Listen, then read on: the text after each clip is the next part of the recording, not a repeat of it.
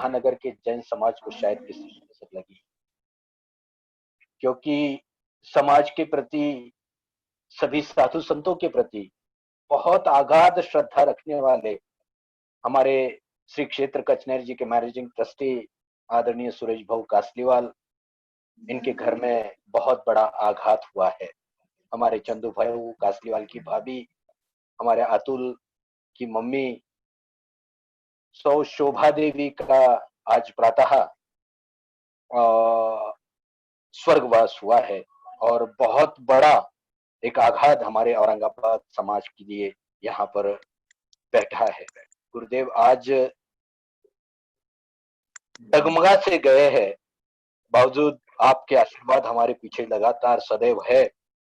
वही कारण है कि हम हमारा जीवन व्यवस्थित रूप से व्यतीत करने का सौभाग्य पा रहे हैं। स्वामी, आज पुनः हम आपके चरणों में चलते हैं और आपसे निवेदन करते हैं कि यह जो भयावह स्थिति हमारे बीच बन रही है, इस स्थिति से कैसा उबरा जाए, इसमें हमको कैसा संयम रखना है और अपने आप को कैसा संयत करना है, इसके बारे में कृपया हमें मार्गदर्शन करें।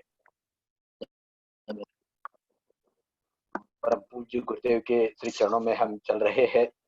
ये जो बहुत बड़ा आघात हुआ है गुरुदेव, आपके आशीर्वादों से कासलीवाल परिवार सदैव आपकी छत्र छाया में, आपके आशीर्वाद में अपने आप को पाता है। परम पूज्य सिद्ध श्री माता जी का गृहस्थाश्रम का ये परिवार है और परम पूज्य गुरुदेव के प्रति बहुत बहुत अगाध श्रद्धा रखता है। आइए हम परम पूज्य गुरुदेव के श्री चरणों में चलते हैं और गुरुदेव से निवेदन करते हैं कि स्वामी, यह जो संकट काल की भयानक ऐसी स्थिति बनी हुई है, इस स्थिति को कैसा निपटा जाए, स्थिति से बाहर कैसा निकला जाए, इसमें डटकर इस संकट का कैसा मुकाबला किया जाए। स्वामी, बहुत बड़े बड़े संकटों से, बड़ी बड़ी समस्याओं से आपने हमें उबारा है। आज भी लगातार आप वो प्रयास, आपका आशीर्वाद लगातार हमारे साथ चल रहा है। आदरणीय नीलम जी अजमेरा भी इस बात को सुन रहे हैं और वो भी जानते हैं कि हमारे पीछे, हमारे सर पर ऐसे संत के हाथ है, जिस संत के हाथ सर पे आते ही हाथों की रेखाएं भी बदल जाती है, तकदीर भी बदल जाती है। स्वामी, आपसे निवेदन करता हूँ, वास्तव में इस संकट काल में हम कैसा जिए और अपने आप में कैसा संयत करें, अपने आप को कैसे इस संकट से उबारने का प्रयास करें। चलते हैं परम पूज्य गुरुदेव के श्री चरणों में। बोलिए परम पूज्य सरस्वताचार्य देवनंद जी गुरुदेव की जय। जय कारा गुरुदेव का, जय जय गुरुदेव। परम पूज्य सरस्वताचार्य देवनंद जी गुरुदेव। श्रीमते सकल ज्ञान साम्राज्य पद्मी से धर्म चक्रे वृते वर्ते नमः संसार भीम से तज्जयते परम ज्योति समम समस्तैरनंत पर्याय दर्पण तल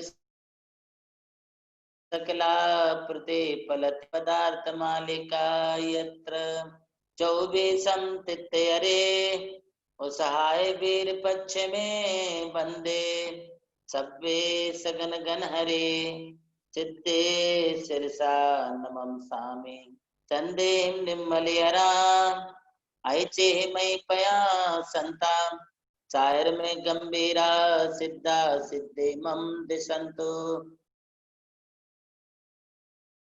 सर्वप्रथम इस युग के अंतिम शासन नायक भगवान महावीर स्वामी और उनकी आराती आचार्य आर्ष परंपरा के कट्टर समर्थक परम पूज्य गणाधिपति गणधर आचार्य गुरुवर श्री कुंतु सागर जी महाराज के श्री चरणों में मैं अपना नमोस्तु निवेदित करते हुए आप सब लोगों के जीवन को मंगलमय बनाने के लिए आज का यह उपदेश प्रदान करता हूं। जैसा कि आप सब जानते हैं, यह संसार स्वयं एक चक्र है और इस चक्र में हम लोग फंस चुके हैं। और इस चक्र में, संसार चक्र में कहीं ना कहीं हम कोई किसी ना किसी कर्म की वजह से, किसी ना किसी विपाक कर्मोदय के कारण हम भी कहीं ना कहीं अटक जाते हैं। देखिए, हमारे कर्म और ये संसारी जीवों का संबंध अनादि काल से है। हम लोग अनादि काल से कर्मों से रिलेटिव हो चुके हैं। हमने जितना नाता अपने कर्म से जोड़ा है, जितने संबंध हमारे कर्मों से बने हैं, उतना नाता आज तक हम किसी दूसरे से नहीं जोड़े हैं।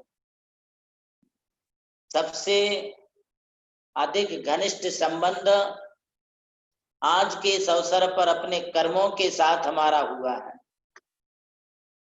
ये जन्म जन्मांतरों से ये कर्म हमारे साथ आ रहे हैं और जन्म जन्मांतरों तक ये कर्म हमारे साथ निरंतर चलते रहेंगे। और जिसके साथ कर्म है, उन्हीं के लिए संसार में दुख है, भव भ्रमण है, कष्ट है, वेदना है। ये हमारे कृत कर्मों का फल है। सदा न फूले केत की, सदा न सावन होए, सदा न यौवन थिर रहे, सदा न जीव कोई। जिस तरीके से सावन का महीना हमेशा नहीं रहता है, सावन जैसी ऋतु हमेशा देखने को नहीं मिलती है, केतकी का फूल हमेशा फूल नहीं होता है, नहीं फूलता है, हमारा यौवन भी हमेशा एक सा नहीं रहता है। इसी प्रकार से हमारा जीवन भी सदा शाश्वत नहीं रहता है। परिवर्तनो ही संसारा, ये संसार परिवर्तनशील है। इस परिवर्तनशील संसार में हम भी परिवर्तन करते आ रहे हैं, निरंतर हमारा भी परिवर्तन होता रहता है। इस परिवर्तन से छूटने के लिए हमें कर्मों से छूटना होगा। संसार के चक्र से बचने के लिए हमें कर्म चक्र से बचना होगा, कर्मों के चक्कर से बचना होगा। हम कुछ बातें पिछले जन्म से अपने साथ लेकर के आते हैं, जैसे हमारी आयु, विद्या, यश और बल, ये हमारी पत्थर की लकीर है। इस पत्थर की लकीर को कोई बदल नहीं सकता। जम जस जम्मि देसे जैन विहानेन, जम जस जम्मि देसे जैन विहानेन, जिनेन नेदम जम्मम बाह मरणम बा को सक्के बारेदुम इंदो बा आहे जिनिंदो बा। देखिए, यहाँ पर आचार्य ये कहते हैं कि जम जस जम देसे जैन विहानेन तम तम तस्य देसे जैन विधानेन। जहां जिसका जिस रूप से जिसका जन्म लिखा है, उसका जन्म उसका उस रूप में वहां पर होगा। आप ये अच्छी तरह से जानते हैं कि श्री कृष्ण प्रभु का जब जन्म हुआ तो ऐसी जगह जन्म हुआ जहां कोई उनके लिए देखने वाला और उनके नाम पर गीत गाने वाला, उनके लिए जो है कोई हंसने वाला नहीं था, कोई दो हाथ की ताली बजाने वाला नहीं था, कोई थाली भी बजाने वाला नहीं था। ये श्री कृष्ण के जन्म की लीला के क्षण है। और जब वनी कृष्ण की मृत्यु का समय आया तो उन मृत्यु के समय पर श्री कृष्ण के लिए कोई रोने वाला नहीं था। ये जन्म और मृत्यु जहां जबकि जिसकी जहां लिखी है, वहां उसकी उस विधान से, उस रूप में वह मृत्यु अवसंभावी होती है। जातस्य मरणम ध्रुवम, जन्म लेने वाले की मृत्यु अवसंभावी है। सदा न जीवे कोई, हमको यह मालूम नहीं रहता है कि हमारी उम्र कितनी है और कितने समय तक हमारे लिए जीना है और किस रूप में जीना है। हमारी मौत कब आएगी, कहाँ आएगी, कैसे आएगी, हम ये जानते नहीं। इसीलिए तो जैन धर्म कहता है श्वास श्वास में जिन भजो वृथा श्वास मत खोए, ना जाने परे श्वास का आना होए ना हो। हमें प्रत्येक श्वास श्वास में नमोकार की, जिनेंद्र भगवान की आराधना कर लेनी चाहिए। मृत्यु अवसंभावी है, जब इसको जहां आना होगा वहां आने दीजिए। हमें निडरता पूर्वक इस मृत्यु का सामना करना होगा। मृत्यु से हम ना मरे, मृत्यु को हम मारे। वीर और सच्चा योद्धा वही है जो मृत्यु के बाणों से घायल नहीं होता है, मृत्यु से मरता नहीं है, बल्कि वो मृत्यु को मारता है। हमने यह जो जन्म लिया है, ये मनुष्य जन्म लिया है, ये मरने के लिए नहीं लिया है, बल्कि मृत्यु को मारने के लिए लिया है। ऐसा पुरुषार्थ अपने जीवन में कर लो कि हम इस मृत्यु को मार डालें। और एक बार यदि जीवन में हम मृत्यु को मार देते हैं, मृत्यु को मार गिरा देते हैं, तो निश्चित है कि पुनः हमारे लिए जन्म नहीं मिलेगा, और जन्म नहीं मिलेगा तो पुनः मृत्यु हमारे लिए नहीं मिलेगी। यदि जन्म मरण के चक्कर से बचना है तो हम मृत्यु से ना बचें, जन्म से ना बचें। जिस मृत्यु के कारण हमें जन्म लेना पड़ता है, जिस मृत्यु के कारण हमारे लिए बार बार मरना पड़ता है, हम उस मृत्यु को मारने के लिए संघर्ष करें, मृत्यु को पछाड़ने के लिए अपना संघर्ष करें। एक बार यदि हम मौत को पछाड़ देंगे, मृत्यु को मार गिरा देंगे, तो फिर उस मृत्यु की कोई ताकत नहीं है कि वो हमारे ऊपर हावी हो सके। शरीर की बीमारियां हों, चाहे हमारे शरीर में कोई ट्यूमर हो, ब्रेन में ट्यूमर हो, अथवा कोई अल्सर हो, कैंसर हो, टीबी हो, चाहे बीपी हो, चाहे किडनी की बीमारी हो, चाहे मूत्र खड़े की बीमारी हो, चाहे किडनी स्टोन की बीमारी हो, ये सारी की सारी बीमारियां तो मौत का एक बहाना है, मृत्यु का तो एक बहाना है। अरे मृत्यु तो किसी भी रूप में आ सकती है, और ये प्राचीन समय से मृत्यु हमारे पीछे लगी है। जैसे हमारे शरीर की छाया हमारे पीछे पीछे रहती है, ठीक इसी प्रकार से हमारे जीवन के बाद जन्म लेते ही साथ हमारी मृत्यु भी हमारे पीछे पीछे रहती है। इस मृत्यु ने पीछा कर रखा है। इस मृत्यु से यदि पीछा छुड़ाना है तो आप थोड़ा सा मृत्यु की तरफ मुख कर लीजिए। जब तक हम मृत्यु की तरफ पीठ दे करके बैठे हैं, तब तक वो मृत्यु हमारे लिए डराती है, वो मौत हमारे लिए डराती है। और जिस दिन हम अपना मुख अपनी मौत के सामने कर लेते हैं, तो मौत हमसे भयभीत हो जाती है, मौत हमसे डरने लगती है, फिर मौत हमारे सामने नहीं आती है। मौत किसी वीरों के सामने नहीं आती है, मौत किसी शीलवानों के सामने नहीं आती है, मौत किसी संयमी के लिए नहीं होती है, मौत किसी आत्मा की नहीं होती है। मृत्यु होती है तो इस शरीर की होती है, इस नश्वर शरीर को छोड़ करके जाती है। क्योंकि हमने इस शरीर से बहुत ज्यादा नेह लगाया है, शरीर से हमने बहुत ज्यादा लगाव लगाया है, इतना ममत्व लगाया है, हम इसमें इतने रच बच चुके हैं कि यह शरीर ही सबसे पहले हमारे लिए धोखा देने का काम करता है। इसलिए सर्वप्रथम यदि हमें अपना नेह, अपना ममत्व त्यागना है, तो इस शरीर से त्यागना है और उस बोध को प्राप्त करना है कि हमें नहीं, हमें मृत्यु को मारना है, हमें मृत्यु को खत्म करना है। आज तक तुमने जो पूजा की है, वो पूजा ही सिर्फ इसलिए की है, आप जो जल चढ़ाए हैं वो इसी के लिए चढ़ाए, भगवान के लिए जो शांति धारा की है वो इसी के लिए की है। आपने शांति शांति धारा बोला है, वो इसी के लिए बोला है। आज की ये पूजा, आज की ये पुष्पांजलि, आज की ये जाप सिर्फ तुम्हारी होना इसीलिए चाहिए कि मैं यह जो पूजा कर रहा हूं, ये अपनी मृत्यु को मारने के लिए कर रहा हूं।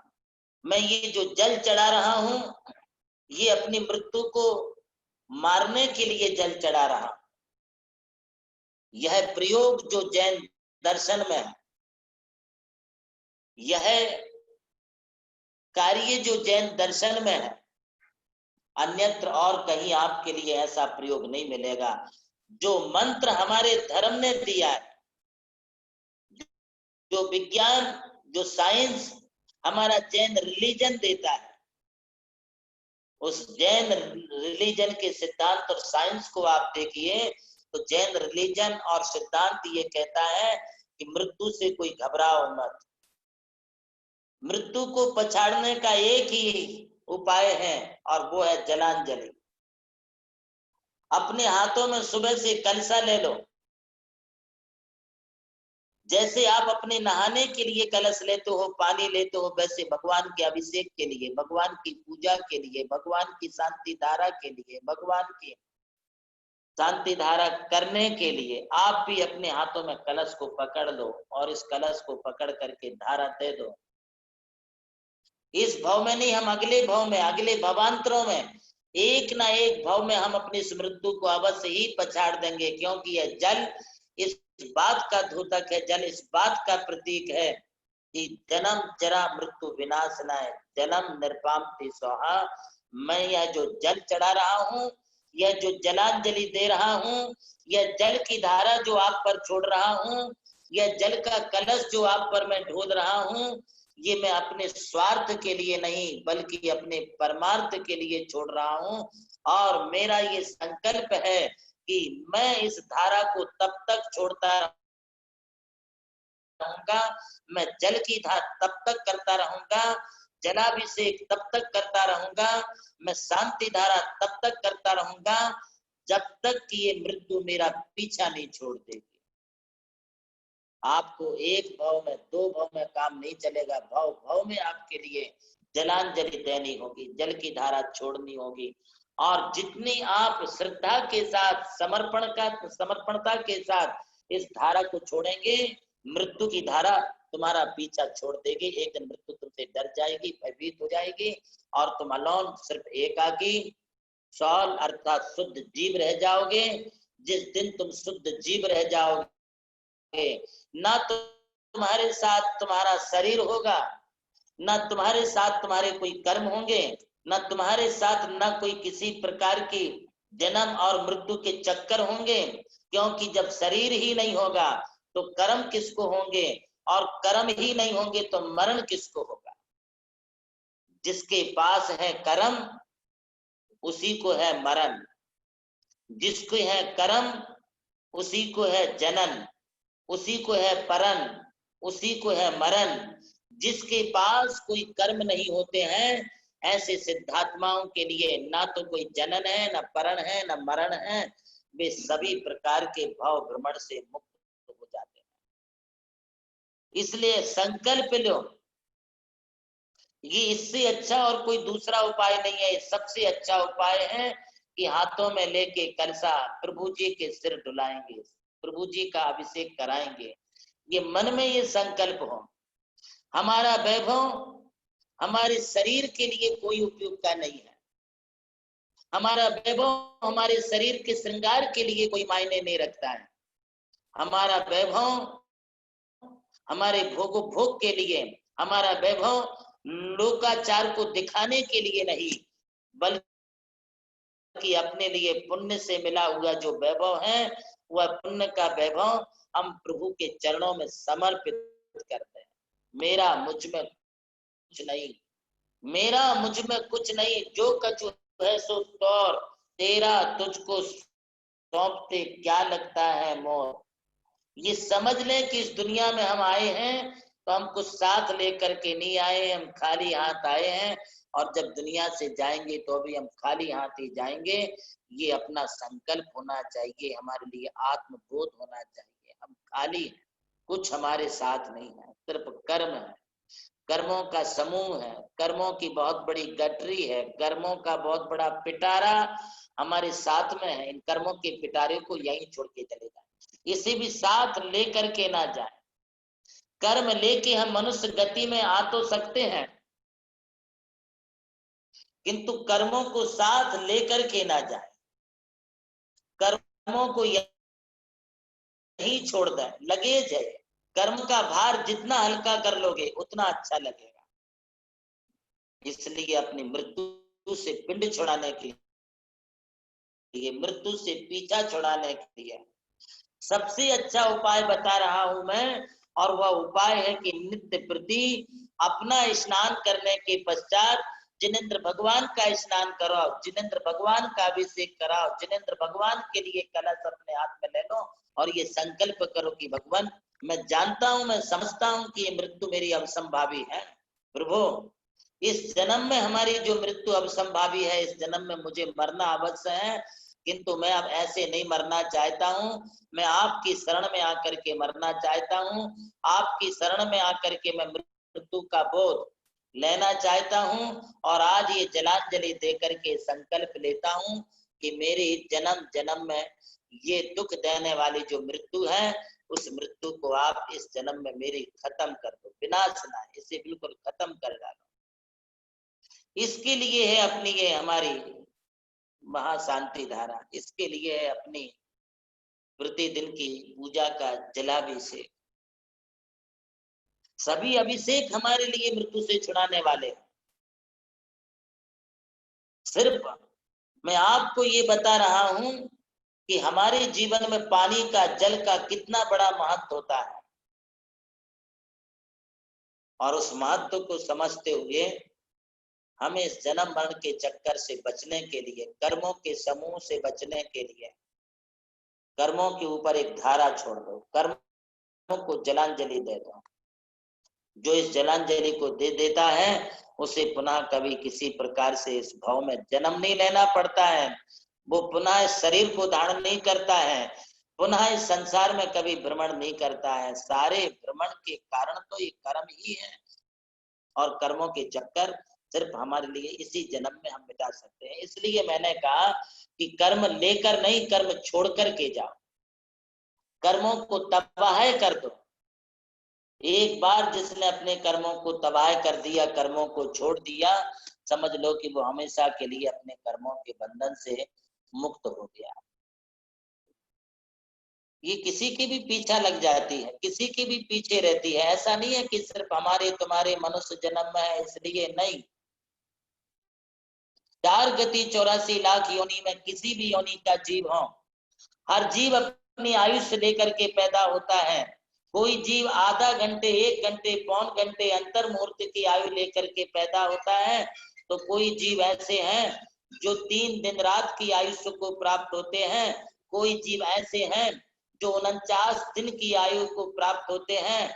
कोई जीव ऐसे हैं जो 6 महीने की आयु लेकर के आते हैं। कोई जीव ऐसे हैं जो साल, 2 साल, 5 साल, 10 साल, 25 साल, 50 साल, 70 साल, 80 साल, 90 साल, बहुत हुए तो 100 साल पूरा कर ले, ऐसे भी जीव इस धरती पर जन्म लेते हैं। एक समय ऐसा था कि इस धरती पर रहने वाले मनुष्य लाखों नहीं, करोड़ों करोड़ों वर्षों तक जीते थे। वह आदिनाथ भगवान का काल था, और आदिनाथ भगवान के काल में लंबी आयु वाले लोग हुआ करते थे। स्वयं आदिनाथ के पिता नाभि राय ने 1 पूर्व कोटि वर्ष की आयु प्राप्त की थी। 1 पूर्व कोटि वर्ष का मतलब है कि हमारी तुम्हारी जैसी लाखों पीढ़ियां बीत जाएंगी तो भी उसकी आयु से पूरी नहीं होती थी। इतनी लंबी आयु आदिनाथ के पिता श्री नाभि राय ने पाई थी। और स्वयं आदिनाथ ने जो है 84 लाख पूर्व वर्ष की आयु पाई। 84 लाख पूर्व वर्ष की आयु को भोगते भोगते उनका 83 लाख पूर्व वर्ष व्यतीत हो गया। उन्हें यह नहीं मालूम पड़ा कि मेरा समय कैसे बीतता जा रहा है। मृत्यु यम का रूप लेकर के मेरे सिर पर कब मंडराने लगेगी, ये तीर्थंकर होने के बाद उन्हें बोध नहीं हो पाया। और वही आदिश्वर जब अपनी सभा में बैठे थे तब नीलांजना एक नृत्य कर रही थी, और नीलांजना के नृत्य होते होते अकस्मात उसकी वहीं पर मौत हो गई। उसका शरीर, नीलांजना का शरीर कपूर की तरह विलीन हो गया, और उसी क्षण दूसरी नीलांजना वहां पर तैयार हुई। तब आदिनाथ के मन में विचार आ गया, देखिए यह नीलांजना जैसे अपना नृत्य करते करते एक क्षण में ही मृत्यु को प्राप्त हुआ, दूसरी आ गई। इसे सामान्य लोग नहीं जान पाए, किंतु मैंने इसे समझ लिया। उसी समय आदिनाथ भगवान के लिए वैराग्य हो गया। हमारी आयु भी ऐसी ही बीतती जाती है। सूरज चांद छिपे निकले तो फिर करे आवे, प्यारी आयु ऐसी बीते पता नहीं पावे। पर्वत पतित नदी सरिता जल बहकर नहीं हटता, श्वास चलत यो गदे काट जो आरे सो कटता। ये मालूम नहीं चलता है। हमारी एक एक श्वास रोज जो हमारी एक बार चली जाती वो लौट के नहीं आती है। जैसे किसी के हाथ में अंजलि में पानी रख दिया जाए तो वह पानी एक एक बूंद बूंद करके जो है नीचे गिर जाता और अंजलि कब खाली हो जाती मालूम नहीं पड़ता है। इसी तरह से हमारी आयु भी एक एक निषेक करके एक एक क्षीण होती जाती मालूम नहीं पड़ता है। कितनी सी आयु है, कितनी सी, इतनी लंबी आयु लेके आए कोई हम अमृत अमरत्व को प्राप्त नहीं हुए हैं। हमें कोई अमरत्व का कोई वरदान नहीं मिला है। जिन रावण आदि के लिए, कुंभकर्ण आदि के लिए वरदान मिले थे, ब्रह्मा ने उन्हें कहते कि वरदान दिया था, उन्हें कोई मार नहीं सकता था। वे रावण, वे कुंभकर्ण, वे लक्ष्मण, वे कृष्ण आदि भी तो इस संसार में नहीं रहे। पर हम लोगों की क्या बात है कि हम लोग क्या संसार में रह पाएंगे। अरे वे तीर्थंकर महापुरुष चक्रवर्ती भी तो इस संसार में नहीं रह पाए। आखिर उनको भी संसार से एक दिन छोड़ करके जाना पड़ा। तो विचार करें कि हम इस संसार में कहाँ स्थायी रह सकते हैं। हम भी तो स्थायी नहीं रह सकते हैं।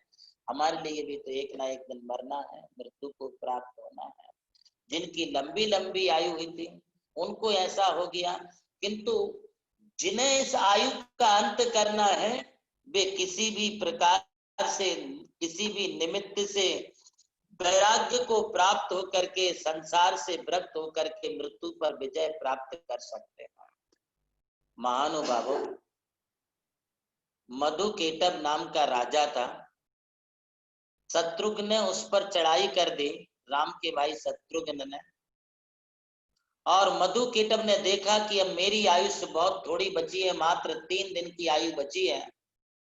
यदि मैं संसार से विरक्त नहीं होऊंगा तो शत्रुघ्न मुझे जो है मार देगा और मैं बेमौत मर के नरक में चला जाऊंगा। अब मैं यहाँ से भाग भी तो नहीं सकता हूँ। युद्ध भूमि में थे, युद्ध भूमि में ही युद्ध लड़ते लड़ते उनको आत्मबोध हो गया, बैराग हो गया और हाथी पर बैठे बैठे ही उन्होंने अपना केशलौंच प्रारंभ कर दिया। केशलौंच कर लिए, सारे वस्त्र आभूषण निकाल करके नीचे फेंक दिए। हाथी पर बैठे बैठे ही उन्होंने अपना आत्म ध्यान लगाया। उधर से शत्रुघ्न ने देखा कि मेरा राजा, मेरा शत्रु राजा मधुकेटभ तो अब महाराजा मुनिराज बन गया है। इसने तो वस्त्राभूषण त्याग कर दिए, केशलौंच कर लिया है, ये हाथी पर बैठा है। और शत्रुघ्न नीचे उतर करके मधुकेटभ को मुनिराज समझ करके नीचे जमीन पर बैठ करके नमोस्तु करता है। परिणाम यह हुआ कि मधुकेटभ राजा ने उसी समय सभी आर्त रौद्र ध्यान को त्याग करके हाथी पर बैठे बैठे ही आत्म ज्ञान लगाया और केवल ज्ञान प्राप्त कर लिया। वे सर्वज्ञ बन गए। तीसरे दिन उनके लिए मोक्ष की प्राप्ति हो गई। ये हमारा जैन दर्शन है।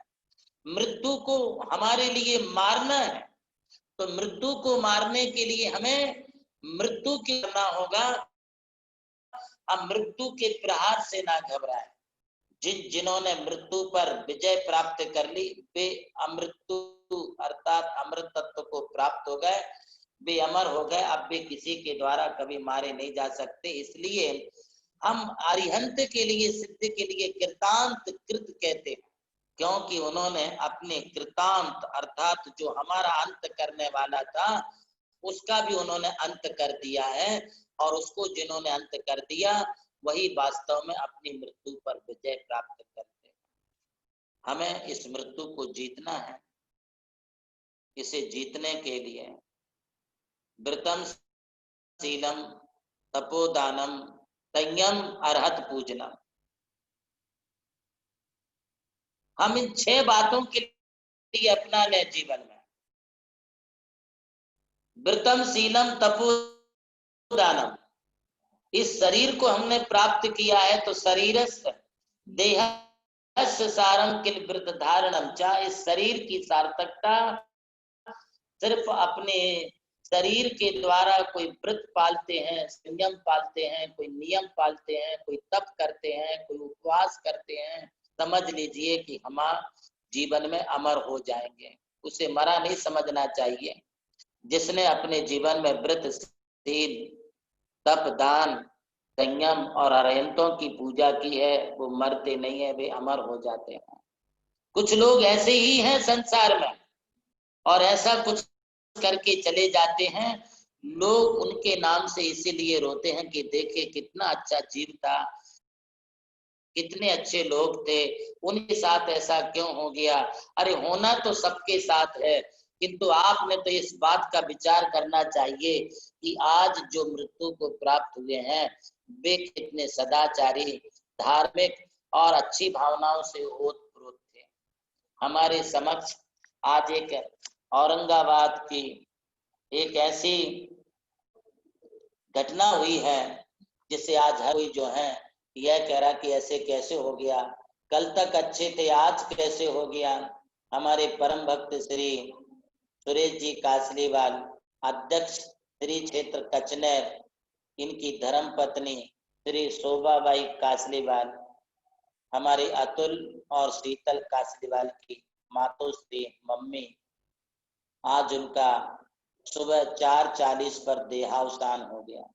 जब ब्रह्म मुहूर्त में हमारे लिए समाचार मिला तो धक्का तो बैठा, क्योंकि कल ही बात हुई थी, कल ही आशीर्वाद और कल ही जो है सबसे बातचीत हुई, तब यही भावना भाई गई थी कि नहीं अच्छी हो जाएंगी और वो भी आ जाएंगी।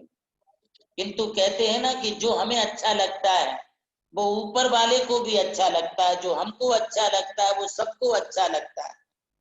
लगता है कि इन जैसी सुशील, सदाचारी, व्रत, नियम, शील, निष्ठा, संयम, व्रत, उपवास रखने वाले ऐसी शोभा रानी की शोभा की आवश्यकता ऊपर भी थी, इसलिए आज उन्हें प्रातः काल में ही ऊपर बुला लिया गया है। ये बड़ी दुखप्रद घटना है, किंतु इस दुखप्रद घटना में अब सिर्फ हमारे लिए एक ही साथी है और वह साथी है अपना धैर्य। धैर्य रखें, शांति से काम लें, और जितना धैर्य और शांति से हम काम लेंगे उतना ही हम जो है मृत्यु पर विजय प्राप्त कर पाएंगे। अब तो सिर्फ एक ही भावना व्यक्त की जा सकती है और वह यह की जा सकती है कि दिवंगत आत्मा के लिए संसार से जितना जल्दी हो उतना जल्दी उनका जो है संसार से छुटकारा हो, उन्हें शीघ्र ही संसार की चतुर्गतियों से भ्रमण दूर हो करके शाश्वत मोक्ष सुख की प्राप्ति उनके लिए हो। सिर्फ हम सब मिल करके यही एक कामना भावना उनके लिए व्यक्त कर सकते हैं। भावना यह व्यक्त कर सकते हैं कि आज इतना बड़ा संकट, इतना बड़ा संकट उस परिवार पर आया है, उन्हें संकट को सहने की क्षमता प्राप्त हो। मैं चिंतामणि पार्श्वनाथ भगवान से यही प्रार्थना करूंगा कि सुरेश जी कासलीवाल, अतुल शीतल कासलीवाल परिवार को ये संकट सहन करने की क्षमता प्राप्त हो, उन्हें पत्नी वियोग एवं पुत्रों के लिए मातृ वियोग की पीड़ा सहने की सामर्थ्यता मिले, यह मैं भावना भाता हूँ। और यही प्रयत्न आज समाज के लिए भी यही करना चाहिए, क्योंकि ये कोई एक किसी पर एक पर संकट नहीं बल्कि किसी पर भी हो सकता है, क्योंकि कोरोना को करुणा नहीं है, कोरोना को करुणा नहीं है, कोरोना को दिल नहीं है, कोरोना को हृदय नहीं है, कोरोना की करुणा मर गई है, इसलिए वो निर्दयी हो गया है। और जो कोरोना इतना निर्दयी होकर के आज वो संसार में जो मंडरा रहा है, उस कोरोना से यदि हम बच सकते हैं तो सिर्फ एक ही उपाय है। मेरा आप सब लोगों से बार बार यही कहना है कि सिर्फ एक ही उपाय है कि आप घर पर रहें, घर पर माला फेरें, घर पर पूजा पाठ करें। आपका उत्सव, आपके घर का फैमिली प्रोग्राम आप घर का घर में ही निपटाएं। किसी भी स्थिति में आप अपने घर के फैमिली त्योहार को, फैमिली पर्व को, अपने व्यक्तिगत जन्म अथवा शादी की अथवा बच्चे के नामकरण की अथवा कोई भी पार्टी रिसेप्शन आपको देना है तो इसे आप सामाजिक रूप मत दीजिए। यदि सामाजिक रूप देंगे तो ये सामाजिक मृत्यु के लिए आह्वान का कारण बनेगा। आप अपने घर पर रहें, घर पर ही आप नमोकार आदि की जाप करें। आप उन्हें जो भी संवेदना व्यक्त करनी है वह संवेदना भी आप जो है दूर ध्वनि से करें, वीडियो कॉल से कर लें, वीडियो कॉन्फ्रेंस से कर लें, झूम से कर लें, किंतु आप कृपा करके आप किसी की भी देहली का उल्लंघन ना करें, ना अपने घर की देहली का उल्लंघन करें और ना किसी दूसरे की देहली पर आप चढ़ें। ना आप अपने घर की सीढ़ियों से नीचे उतरें और ना किसी दूसरे की घर की सीढ़ियों को आप चढ़ें। आप मृत्यु पर विजय प्राप्त कर लें। बिना कारण के जो कोरोना से मरना है उससे आप बच जाएंगे। इससे और कोई दूसरा उपाय हमारे लिए नहीं है। इसलिए आप घर पर बैठ करके जब तब पूजा पाठ, स्वाध्याय, संयम जो कुछ करना है वो करें। किसी के लिए आपको कोई भी कांग्रेचुलेशन देना है, कोई बधाई देना है, शुभकामनाएं देना है, किसी के प्रति आपको संवेदनाएं व्यक्त करनी है, आप सिर्फ दूर से करिए। बाद में भी आप belated happy birthday, belated happy anniversary, belated congratulation आप बाद में भी जाकर के दे सकते, 2 महीना बाद, 3 महीने बाद, 4 महीने बाद। अरे इस साल यदि किसी का बर्थडे नहीं भी मनाएंगे अगले साल आप मना लेंगे। सिर सलामत तो पगड़ी हजार। आप स्वस्थ रहेंगे तो आप कुछ भी कर सकेंगे। इसलिए आप अपनी आदतों को हटाओ और कोरोना को भगाओ। बुरी आदतों को हटाओ, जिद्दीपने को हटाओ, ये रोज की झंझट मारी से हटाओ। यदि आप जितना दूर हटेंगे उतनी कोरोना दूर भागेगी, वह अपने आप निकल जाएगी। मेहमान मिलता तब है जब हम उससे मिलते हैं, गले मिलते हैं। गले मिलते हैं तो उसको लगता है यार बहुत रिस्पेक्ट देता है, हमको बहुत चाहता है, बहुत चाहता है, तो तुम्हारे गले बार बार आकर के पड़ेगा। ये कोरोना भी ऐसा ही है। इससे तुम जितना नजदीक जाओगे, जितना आप इसके नजदीक जाओगे, वो बार बार तुमसे मिलेगा, बार बार तुम्हारे गले लग जाएगा। इसको दूर से ही आप जो है अकाल पट्टी करो, इसको निकालो तो तुम स्वस्थ रहोगे। मैं आज श्री शोभाबाई कासलीवाल, सुरेश जी कासलीवाल की धर्म पत्नी, आज सुरेश जी की मातोश्री हमारे संघ में आरिका रत्न 105 स्वयं श्री माता जी के रूप में यहाँ पर तपस्रण कर रही हैं और वे तपस्रण करती हुई आज वो यहाँ पर भी अपनी तल्लेखना रत क्रियाओं को निभा रही हैं। उम्र के लगभग 90 साल को पूरे करने में है। आज उनके लिए दीक्षा लेकर के लगभग 16 वर्ष हो चुके हैं। यहाँ पर वो अपनी धर्म ध्यान और साधना में जो है रत रहते हुए अपनी तल्लेखना विधि में संलग्न है। माता जी भी उनके लिए आशीर्वाद बोल रही हैं और माता जी कह रही है कि पूरा परिवार जो है शांति और धैर्य के साथ, संयम के साथ इस घड़ी में रहें, जिससे ये संकट बहुत जल्दी टल जाएगा। ऐसा मातोश्री माता जी अपनी भावनाओं को यहाँ पर व्यक्त कर रही है। मैं उनके दुखों में सहभागी हूँ। जल्दी से जल्दी उनका यह संकट पूरा निवारण हो, इस प्रकार की भावना व्यक्त करता हूँ। और आप जितने भी श्रोता वर्ग हैं ये संकल्प कर लें कि जब तक हम घर पर हैं, घर पर यदि हमारे साधन हैं तो हम घर पर भगवान का अभिषेक पूजा करेंगे, और यदि साधन नहीं है तो हम भाव पूजा करेंगे। फोटो के सामने जो है आप जल चढ़ाइए, फोटो के सामने आप अभिषेक के मंत्र बोलिए, जो कुछ भी आप बोलेंगे वो बोल करके जो है आप उनका यहाँ पर जन्म जरा मृत्यु को विनाश करने का आप भी सौभाग्य प्राप्त कर सकते। आप सबका जीवन मंगलमय बने, इसी सद्भावना के साथ आज का बेटा उस कमरे में जाके देखिए। बोलिए परम पूज्य सारस्वताचार्य देवानंद जी गुरुदेव की जय। स्वयं श्री माता जी भी वहां से आशीर्वाद प्रदान कर रही है और गुरुदेव समूचा गुरु भक्त परिवार भी आदरणीय वंदनीय सौभाग्यवती शोभा देवी सुरेश कुमार जी कास्कीवाल के लिए श्रद्धांजलि समर्पित करता है और उनको आघात सहने की शक्ति प्रदान करे, ऐसी आपके चरणों में निवेदन करता है। हे गुरुदेव, एक विजय कुमार जी साहू जी नाम का व्यक्तित्व है जो आपके चरणों में सदैव अपनी वैराग्य भावना को रखना चाहता था, लेकिन तबीयत काफी खराब होने के कारण पिछले 1.5 साल से वह व्यक्ति बेड पर पड़ा हुआ है, कोमा में है और पूरा परिवार आपके आशीर्वाद की कामना कर रहा है। मैं पारस भाई से निवेदन करूंगा कि कृपया वीवीएस नाम का एक डिवाइस है, उस पर आप चलिएगा ताकि परम पूज्य गुरुदेव जी हाँ वीवीएस डिवाइस गुरुदेव इनके लिए आशीर्वाद दे सके। गुरुदेव।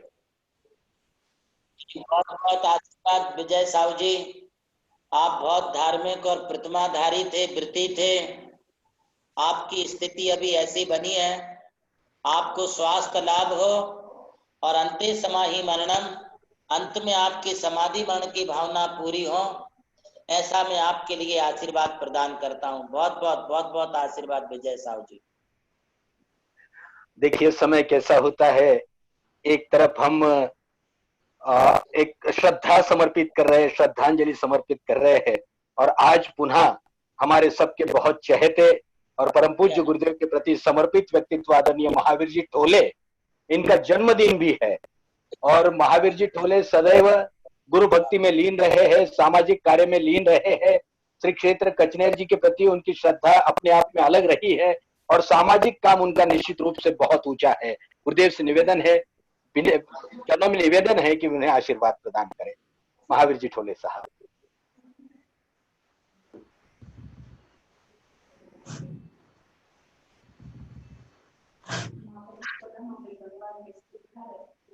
उनका मोबाइल है क्या? महावीर गंगवाल का। तो महावीर जी ठोले का जन्मदिन है आज। मैं और महावीर ठोले के लिए आज के जन्मदिन पर बहुत बहुत आशीर्वाद प्रदान करता हूँ। श्री महावीर जी ठोले को मैं लगभग 30 साल से देख रहा हूँ। देव शास्त्र गुरु के प्रति समर्पित होते हुए हर सामाजिक कार्य में आगे रहते हैं और मेरे प्रति उनकी अगाध श्रद्धा है, अगाध भक्ति उनके मन में है। श्री महावीर जी ठोले को मैं यही कहूंगा कि उनका बचा हुआ शेष जीवन ऐसे ही धार्मिक सामाजिक कार्यों की लगन निष्ठा के साथ व्यतीत हो और उनका समय बहुत अच्छे तरीके से व्यतीत हो, बहुत लंबी आयु को प्राप्त करें, ऐसा आशीर्वाद उनके लिए मैं प्रदान करता हूँ। मैं नमस्ते गुरुदेव। नमस्ते आचार्य। पारस जी लोहाड़े को कहूंगा कि महावीर गंगवाल का डिवाइस चालू कर दें। आरिका स्वयं श्री माता जी उन्हें आशीर्वाद देना चाह रही है। महाराज उसका डिवाइस बंद है, वीडियो बंद है उसका। अच्छा, तो फिर आप नमोकार तीर्थ का एक दूसरा डिवाइस और हो सकता है। बंद हो गया।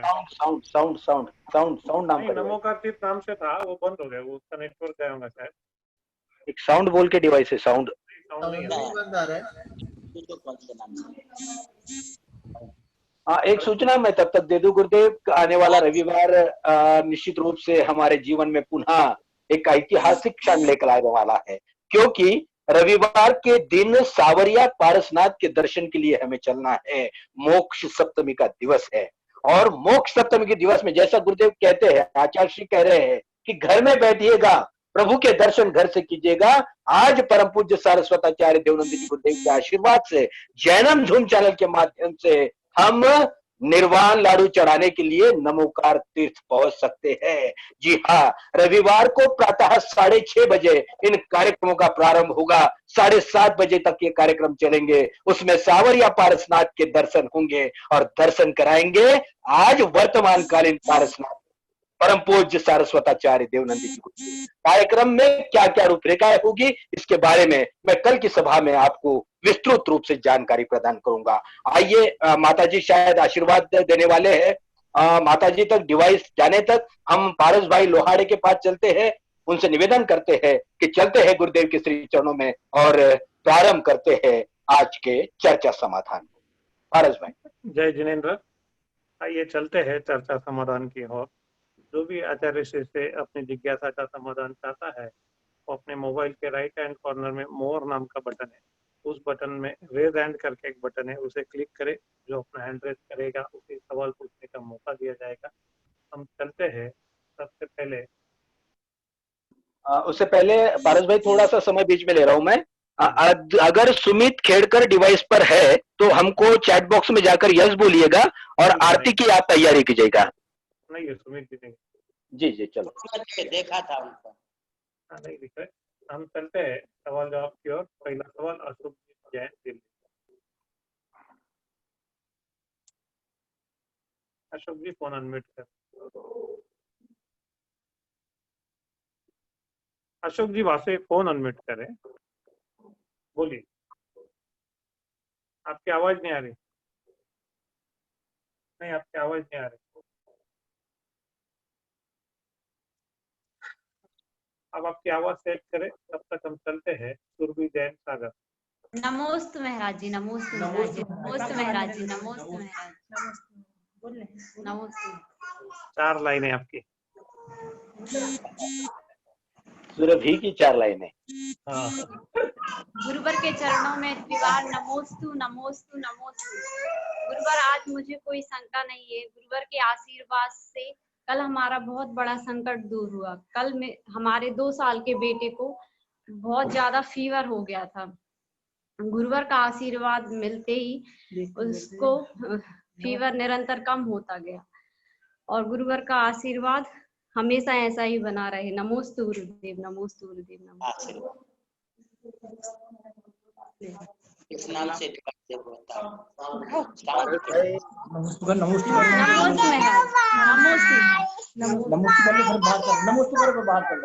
माता जी के पास चले हैं। माता जी अपना आशीर्वाद प्रदान कर रही है। थोड़ा सा क्लोज कर। परम पूज्य स्वयं श्री माता जी अपना आशीर्वाद दे रही है। अनम्यूट करें वहां से, बोलिए बोलिए। अरे आवाज आ रही, बोलो।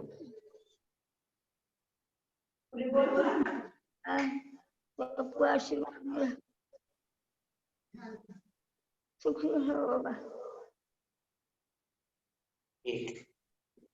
माता जी पूरे परिवार को आशीर्वाद दिया। माता जी का कहना है कि ऐसी घड़ी में पूरा परिवार और धैर्य इतनी बड़ी उपासना भगवान एवं गुरुदेव का आगे परिवार में सबका अच्छा होगा, ऐसा माता जी आशीर्वाद दे रही है। अगला सवाल पायल जी लोहाड़े।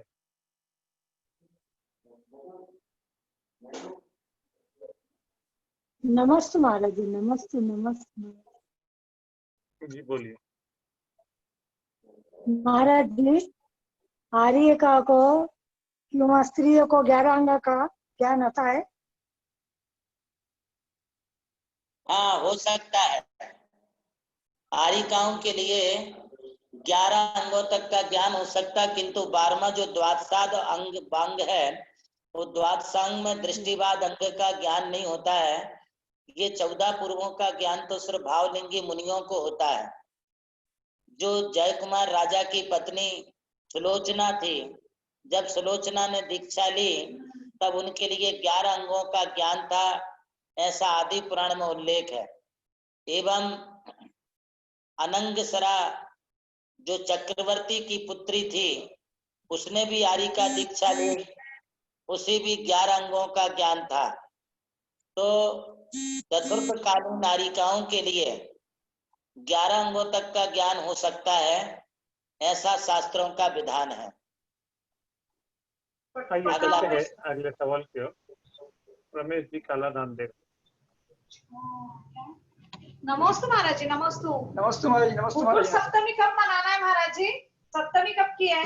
इसके संदर्भ में हमारे प्रवीण जी लोहाड़े और पारस लोहाड़े ने कहा है कि 26 तारीख को भगवान पारसनाथ की लगभग 2794 मतलब 2794 निर्वाण महोत्सव की क्रिया को 26 तारीख को 26 जुलाई को सुबह 6:30 बजे से मनाया जाएगा। यह कार्यक्रम पूरे देश भर में चलेगा। 26 जुलाई को सुबह 6:30 बजे रविवार भी है, रविवार व्रत भी होगा।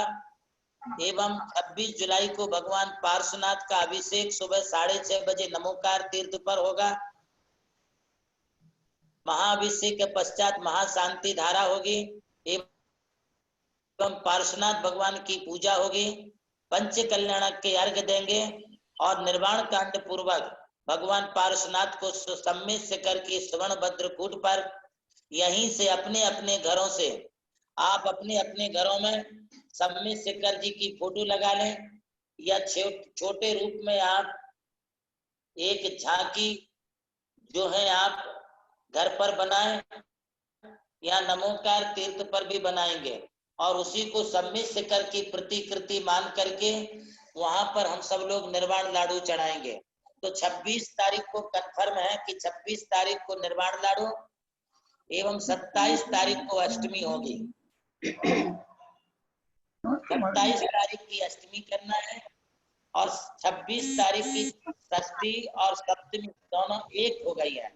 इसलिए भगवान नेमिनाथ की जन्म जयंती और भगवान पार्श्वनाथ जी का निर्वाण कल्याण, ये दो कार्यक्रम एक साथ चलेंगे। भगवान नेमिनाथ का जन्म कल्याणक और भगवान पार्श्वनाथ का निर्वाण कल्याणक, ये दोनों भी अपन 26 तारीख को सुबह 6:30 बजे मनाएंगे। आप अपने घरों में सभी 6 बजे से तैयार होकर के रेडी रहे। आइए चलते हैं अगला सवाल ज्योति जी पाटीनाथ को। नमस्ते गुरु जी, आवाज आ रही है? नमस्ते नमस्ते नमस्ते। मेरा प्रश्न है, जीव अजीव आश्रव बंधन संवर निर्जरा मोक्ष, ये तो हो गए तत्व, फिर इसको पुण्य और पाप मिला देने से पदार्थ बोले जाते हैं। यहाँ पदार्थ से आशय क्या रहा? देखिए, द्रव्य है, तत्व है, पदार्थ है। द्रव्य का मतलब होता है द्रवणात् द्रव्यम, जिसमें परिवर्तन होता है, जो बदलता रहता है, उसे द्रव्य कहते हैं। द्रव्यों में कुछ ना कुछ परिवर्तन अवश्य होता है, उसको उत्पाद व द्रव्य कहते हैं। और तत्व कहते हैं वस्तु के स्वभाव को, अर्थात जिसका स्वभाव है तद्भाव तत्वम, जो उसका भाव होता है उसी को तत्व कहते हैं। जैसे जीव का भाव चेतना है और अजीव का भाव अचेतनपना है, और जो अपना आश्रव बंध है, आश्रव का स्वभाव कर्मों का आना है, बंध का स्वभाव एकम एक हो जाना है, संबर का स्वभाव रुक जाना है और निर्जरा का स्वभाव थोड़ा थोड़ा खिरना है, मोक्ष का स्वभाव वस्तु स्वभाव अर्थात संपूर्ण कर्मों से रहित अवस्था है। तो ये 7 तत्व होते हैं। इसके बाद होते हैं पुण्य और पाप मिला दिए तो 9 पदार्थ हो जाते हैं। इन्हें पदार्थ इसलिए कहा है कि वे उस पद अर्थात उसका प्रयोजनीभूत अर्थ की ओर ले जाते हैं और वे हमारे लिए ये बताते हैं कि पुण्य पाप फल माही हरक बिल को मत भाई, यह पुद्गल पर जाए ऊपर फिर नाही। बोले कि ये जो 9 पदार्थ होते हैं, इन 9 पदार्थों की जो पर्यायों सहित जो अवस्था होती है, वो अवस्था ही पदार्थ है। और इन अवस्थाओं में जब तक हम संसार अवस्था में रहते हैं तब तक हम अजीव के साथ मिले हुए हैं। जीव और अजीव का जब मिलना होता है तभी कर्मों का आश्रय और बंध होता है। जब यह जीव अपने जीवन में व्रत संयम शील तप आदि को धारण कर लेता है, तब हमें इन व्रत शील तप समिति गुप्ति आदि 10 धर्म अनुप्रेक्षा परिचय और चारित्र के द्वारा हमारे लिए जो है कर्मों का संबर और तपस्या के द्वारा कर्मों की निर्जरा होने लगती है। तब हमारे लिए संबर और निर्जरा तत्व ये हमारे लिए प्रयोजनी के साथ उपादेय भी हो जाते हैं। और उपादेय होने के बाद में यही संबर और निर्जरा जब हमारी होने लगती है तो हमारे ये पुण्य और पाप भी पृथक होने लगते हैं। जब पाप के समान पुण्य भी हमारे से पृथक दूर हो जाता है, तब सिर्फ अलोन अकेला जीव अर्थात शुद्ध मोक्ष अवस्था बनती है। जो शुद्ध जीव की शुद्ध अवस्था है उसी का नाम मोक्ष अवस्था है। मोक्ष अवस्था कोई एक ऐसी अवस्था नहीं है कि कोई फ्लैट हो, कोई बंगलो हो, कोई रो हाउस हो, कोई रेस्टोरेंट हो, ऐसी बात नहीं है। बल्कि मोक्ष अवस्था का मतलब है शुद्ध अवस्था। अपने आत्म तत्व की जो शुद्ध अवस्था होती है उसी का नाम मोक्ष अवस्था है। इसलिए ये जो हमारे तत्व हैं, ये तत्व हमारे लिए आश्रय और बंध, इन्हीं पुण्य और पाप को उसमें सम्मिलित तो कर लेता है, किंतु विस्तार बुद्धि वाले के लिए 9 पदार्थ बताए हैं और इन 9 पदार्थों को जानने का प्रयोजन इतना ही है कि हमें कभी भी किसी भी प्रकार से, जैसे हम पाप और पाप के फल को नहीं चाहते, उसी तरह से हम अपने जीवन में हमें पुण्य के फल में भी आसक्त नहीं होना है, अर्थात पुण्य के फल को भी हमारे लिए छोड़ना है। इसी का नाम वास्तव में जीव है और उसी का नाम सम्यक दर्शन है। ठीक। अगला सवाल अशोक जी जैन दिल्ली। हेलो। हाँ बोलिए, आ रही है आवाज आपको। आ रही है आवाज? नमोस्तु आचार्य श्री, नमोस्तु। आशीर्वाद अशोक जी। हाँ, थोड़ा एक शंका थी, तो घंटा कर्ण बनवाने का क्या पुण्य है? जी, मंदिर में जो अपन घंटा बनाते हैं, घंटा कर्ण की स्थापना करते हैं, हाँ। इसका तो भगवान गौतम स्वामी ने स्वयं चैत्य भक्ति में बताया है। उन्होंने कहा है, देवासुरेंद्र नर नाग समाचितेभ्या पाप प्रणाश कर भव्य मनोहरेभ्या घंटा दुजाति परिवार विभूषितेभ्यो नित्यम नमो जगति सर्व जिनालेभ्या। गौतम स्वामी कहते हैं कि हमारे मंदिर जो होते हैं वे समोसरण के प्रतीक होते हैं, और समोसरण में देवा सुरेंद्र नर नाग समाचितेभ्या, उस समोसरण की पूजा उपासना देव, सुरेंद्र, नागेंद्र, नरेंद्र, असुरेंद्र, देवेंद्र सभी समोसरण की समवर्चना करते हैं, पूजा करते हैं। समोसरण में एक साथ 56 करोड़ वाद्य बजते हैं, और वे 56 करोड़ वाद्य जब बजते हैं तो 12 योजन की दूरी तक उनके शब्द की घोषणा जाती है। उन शब्दों को सुनकर के 12 योजन तक के जो जीव होते हैं वो अत्यंत धार्मिक भावनाओं से ओतप्रोत होकर के भगवान को स्मरण करते हैं। उन्हें मंदिर की समोसरण की याद आती है। तब 12 योजन तक के लोग जो है भगवान के समोसरण में प्रवेश करके वो दर्शन का लाभ लेते, सम्मुक्त का लाभ लेते, पुण्य लाभ लेते हैं। इसी प्रकार से गौतम स्वामी कहते हैं, जो कोई मंदिर में भगवान के लिए घंटा चढ़ाएगा, घंटा को स्थापित करेगा, उसे भी अपने जीवन में समोसरण की विधान पूजा रचाने के पुण्य समान उसे 12 योजन तक के लोगों के लिए धर्म लाभ देने का पुण्य मिलेगा। ये मंदिर में जो घंटा होते हैं, इनका जो वाइब्रेशन वेव्स, इनका जो साउंड निकलता है, वो जितनी दूर तक फैलता है उतनी दूर तक का वातावरण शुद्ध हो जाता है। कीटाणु पैदा नहीं होते, वायरस पैदा नहीं होते, कोरोना पैदा नहीं होता है, और उतने दूर तक के लोगों में धार्मिक भावनाएं, मंगलाचार की भावनाएं आती हैं। जो घंटा प्रदान करते हैं उनके घर में हमेशा मंगल निनाद, मंगलाचार होता रहता है। निश्चित रूप से घंटा मंदिर में प्रदान करने वाले को कभी भी किसी भी कष्ट का सामना नहीं करना पड़ता। उसे हमेशा मंगल वाद्य और मंगल गीत और मंगल शब्द उसके लिए सुनाई पड़ते हैं।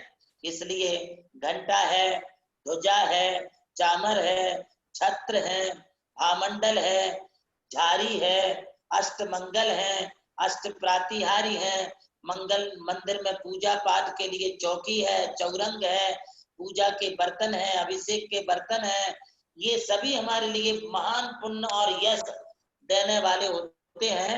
इसलिए मंदिर में घंटे का एक अपना महत्व है अशोक जी, और आपने जो भाव बनाया है ये भाव बड़े पुण्य से बनता है, और आपके ये भाव निश्चित रूप से नमोकार मंत्र से, नमोकार तीर्थ से जितनी दूर दूर तक गूंजेंगे उतनी दूर तक के लोगों का, जीवों का, पशु पक्षियों का, जानवरों का कल्याण होगा और उनके कल्याण का पुण्य आपके लिए प्राप्त होगा। आइए अगला प्रश्न। चलते हैं, सवाल जवाब तो बहुत है लेकिन समय की अपनी सीमाएं। आज हम चलते हैं आरती की ओर। चलिए चलते हैं आज की आरती की ओर। परम पूज्य सरस्वताचार्य देवनंदी जी गुरुदेव की आरती करने का सौभाग्य हमारे लिए लेना है। मैं पुनः एक बार कहूंगा, हम मंगलिक लेते हैं। यदि आप आरती करते हैं गुरुदेव की, आरती करने के बाद उस आरती को लेते हैं और मांगलिक के समय यदि अपने हाथ जैसे गुरुदेव आदेश देते हैं वैसे अपने शरीर को छूते, शरीर पर घुमाते हैं, तो निश्चित रूप से उसका बहुत बड़ा परिणाम प्रभाव आप पर गिरता है। अतः मैं आप सबसे निवेदन करूंगा, कृपया आरती लेकर के डिवाइस के सामने आ जाइए और परम पूज्य गुरुदेव की महाआरती को प्रारंभ कीजिए। चलते हैं वंदनीय श्रद्धेय वैशु दीदी के पास आज की महाआरती के लिए। आइए प्रारंभ करते हैं परम पूज्य गुरुदेव की महाआरती को। बोलिए परम पूज्य सारस्वताचार्य देवनंदी जी गुरुदेव की जय। जय तारा गुरुदेव का जय। जय गुरुदेव। जय जय गुरुवर भक्त पुकारे, आरती मंगल गावे। करके आरती देवनंद जी, मोहति मिरण जावे। गुरुवर के चरणों में नमन, ऋषिवर के चरणों में नमन, यतिवर के चरणों में नमन, सूर्यवर के चरणों में नमन। शाहगढ़ में जन्म लिया है धन्य शीला माता, प्रेमचंद्र जी पिता तुम्हारे हर्षित मन मुस्काता। नगर में सब जन मंगल गावे, नगर में सब जन मंगल गावे। फूले नहीं समावे, करके आरती देवानंद जी, मोहति मिरण जावे। गुरुवर के चरणों में नमन, ईश्वर के चरणों में नमन, यतिवर के चरणों में नमन, सूर्यवर के चरणों में नमन। सूरज साहे तेज आपका, नाम बुलाए आया। बीता बचपन आई जवानी, घर से मन अपनाया। ये सब कुछ तो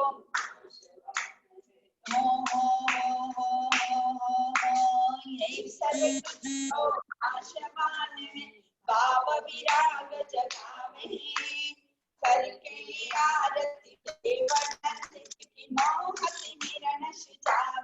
गुरुवर के चरणों में नमन, ऋषिवर के चरणों में नमन, यतिवर के चरणों में नमन, सूर्यवर के चरणों में नमन।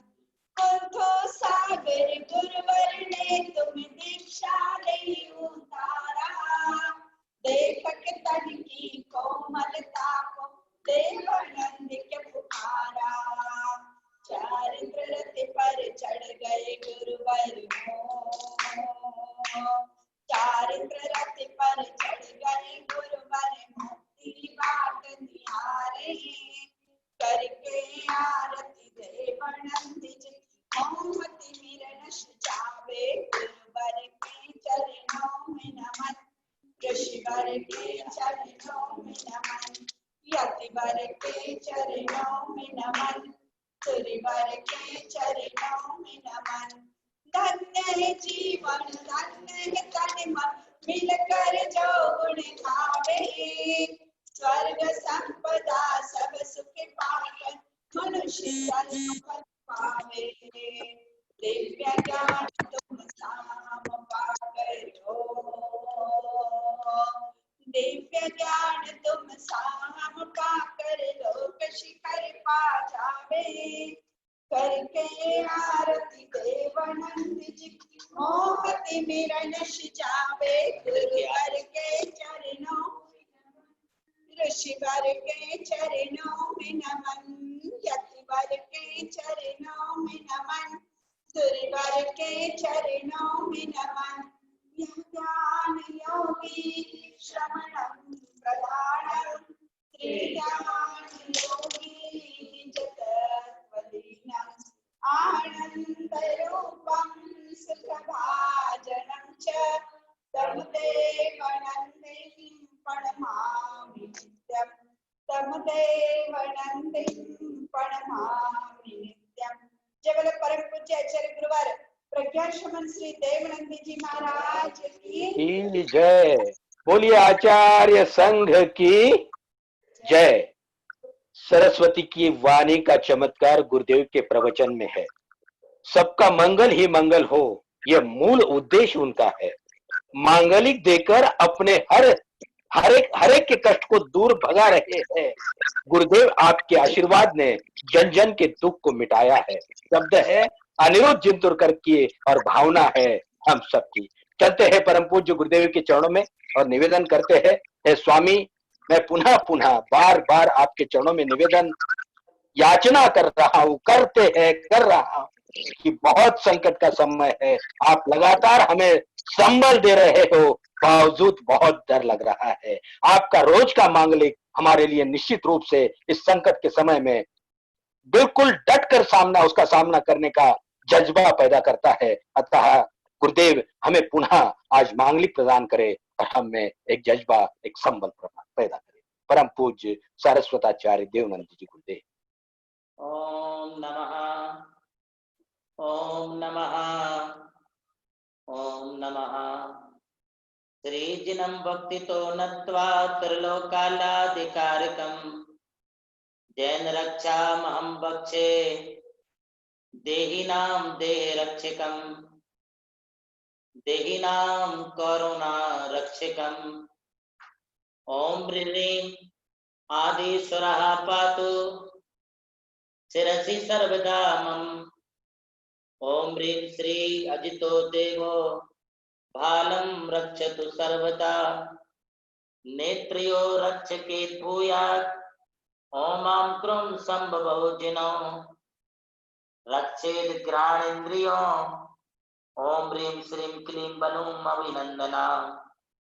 सुजीवके सुमुखे पातो सुमते प्रणवान्विता कर्णयो पातो।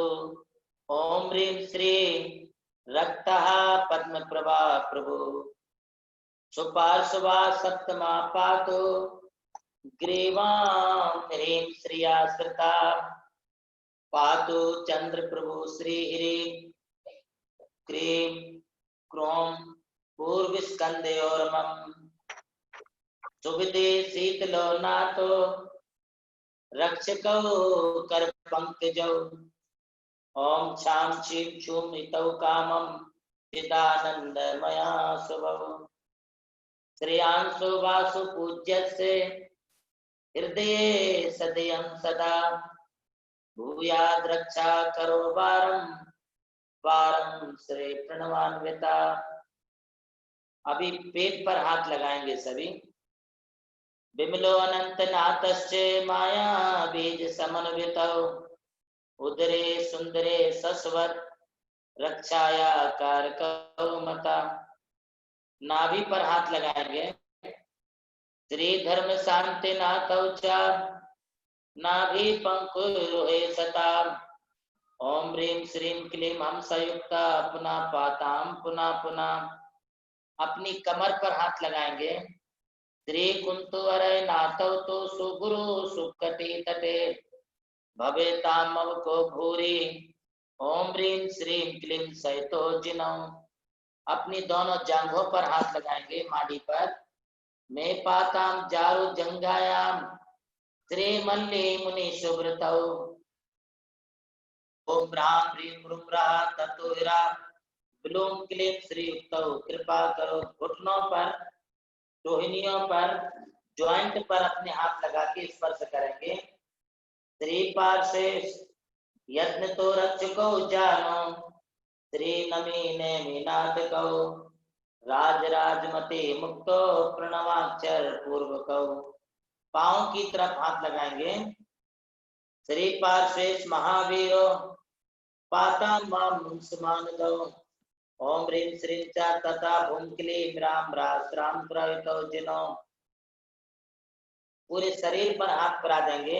रक्षा कराय स्थाने भवन्तु जिन नायका कर्म क्षय करा ध्याता भीता नाम भय भार का भीता नाम करुणा नाम भय भार का।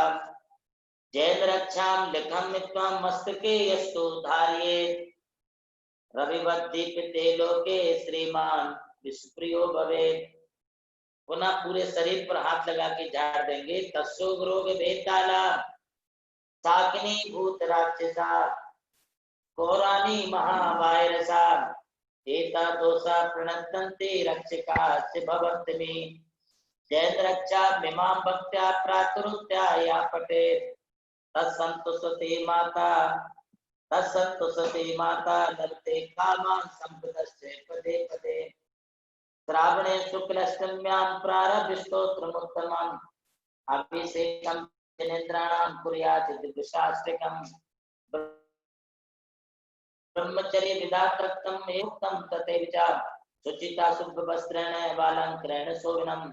नरो वापि तथा नारी शुद्ध भावितोऽपि सन् दिनं दिनं तथा कुर्यात् जाप्यं सर्वार्थ सिद्धये। एकायां तु विधातव्यम् उद्यापनं महोत्सवम् पूजा विधि समायुक्तं कर्तव्यं सज्जने जने। ओम ह्रीं नमो रक्ताणं द्रौं द्रौं नमः स्वाहा नमो जिनाणं द्रौं द्रौं राम ह्रीं ब्रूं रः अस्याय ऋषा अस्यावसा एतन मंत्र प्रसादात् सर्वभूत व्यंत्रादि बाधा विनाशनम भवतु स्वाहा। ओम ह्रीं विशुचकादि दुरोग विनाशनम भवतु स्वाहा। ओम ह्रीं नमो ओहि जिनाणं सर्वरोग विनाशनम भवतु। ओम ह्रीं परमो हि जिनाणं नासिका रोग विनाशनम भवतु। ओम ह्रीं नमो नंतो हि जिनाणं कर्णरोग विनाशनम भवतु। ओम सब्बो हि जिनाणं अक्षिरोग विनाशनम भवतु। ओम ह्रीं नमो संविन सोदारणं श्वास रोग विनाशनम भवतु। ओम ह्रीं नमो क्षीर सवीणं अष्टादश कुष्ठ गंधमाला दिग् विनाशनम भवतु। ओम ह्रीं सप्पी सवीणं सर्व कोरोना व्याधि विनाशनम भवतु। ओम मौन सवीणं सर्व व्याधि विनाशनम भवतु स्वाहा। सभी को आशीर्वाद। नमोस्तु गुरुदेव, नमोस्तु गुरुदेव, नमोस्तु गुरुदेव। सभी लोग अपने स्थान पर बैठकर बिल्कुल मजबूती के साथ परम पूज्य गुरुदेव के चरणों में नमोस्तु प्रेषित करेंगे। नमोस्तु गुरुदेव, नमोस्तु गुरुदेव, नमोस्तु गुरुदेव। और आइए चलते हैं परम पूज्य आचार्य श्री के आदेश से मुंबई में मस्तकी पाठशाला के लिए सीए पूर्वी शाह के साथ। आइए चलते हैं सीए पूर्वी शाह और मस्तकी पाठशाला। मैं सभी से निवेदन करूंगा कि मस्तकी पाठशाला एक सुंदर ऐसा बच्चों के लिए का ये कार्यक्रम, लेकिन सबने देखना चाहिए। इतने सुंदर